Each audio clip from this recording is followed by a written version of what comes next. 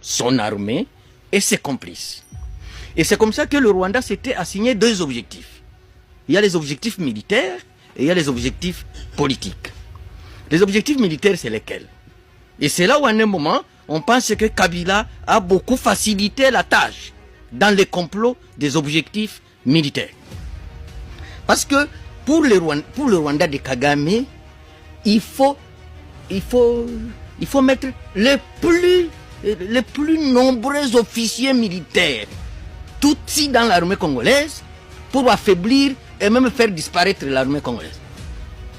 Et c'est comme ça que vous avez vu tous les mixages, les brassages, les intégrations de toutes les rébellions. Commençons par les RCD. 90% des militaires intégrés, c'est eux. CNDP, 90% des militaires intégrés, c'est eux. M23, 90% des militaires intégrés, c'est eux. Et hier, j'espère que c'est faux, on a vu qu'on a retrouvé une réunion de consultation entre les FARDC, les M23, l'EAC, la MONUSCO.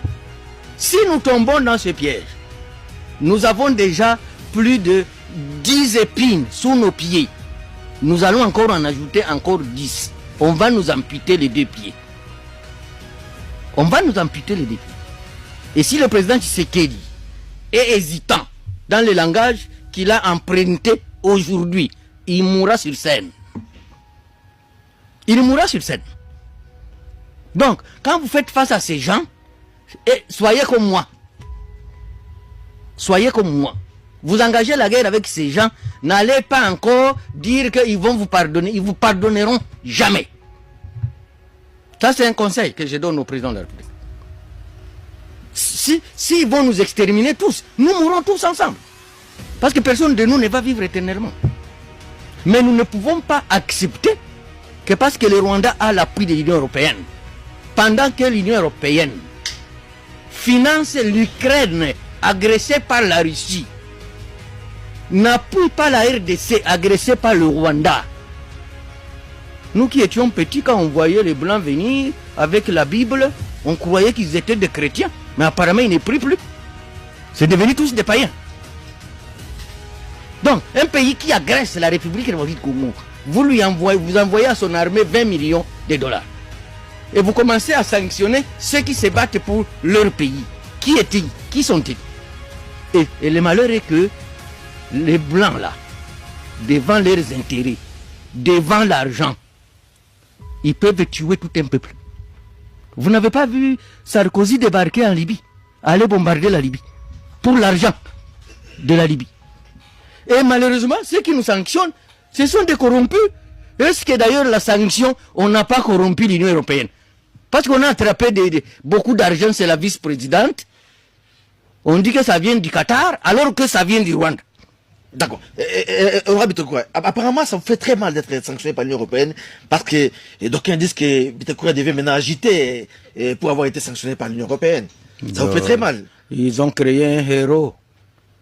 Vous savez ce que Bitakoura est devenu aujourd'hui au Congo? C'est un modèle. Ils ont couronné mon combat. Je m'arrête gaillardi. Je te dis que j'étais en pause politique. Ils sont venus me réveiller, ils m'ont ajouté 3 bouches, ils m'ont ajouté 4 oreilles, ils m'ont ajouté 6 yeux.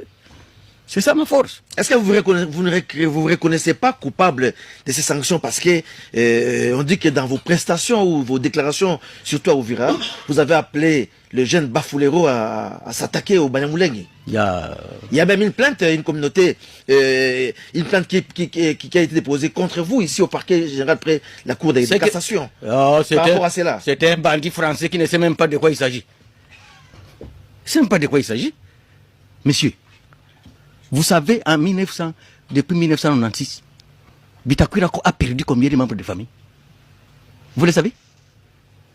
Vous savez, dans les territoires seulement d'Ouvira, vous savez, il y a combien de fausses communes? Les gens qu'on a enterrés dans le WC. 30, 40, 50 à la fois. Vous savez qu'à Kiliba, à 96, il y a une famille. On a exterminé toute la famille entière. Et on connaît les auteurs.